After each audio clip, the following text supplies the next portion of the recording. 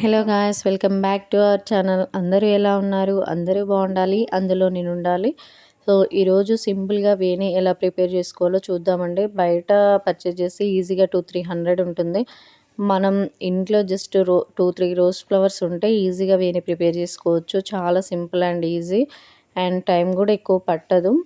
So ఖచ్చితంగా try చేయండి. ఇలా ఒక 2-3 రోసెస్ తీసుకొని ఆ పెటల్స్ని ఇలా మిడిల్కి ఫోల్డ్ చేసి నీడిల్కి చేసుకుంటే సరిపోతుంది. నీడిల్ అలా హ్యాండ్లో కాకుండా పొటాటో, ఆనియన్ అలా దానికి స్టిక్ చేసి ఇంకా పర్ఫెక్ట్గా వస్తుందండి.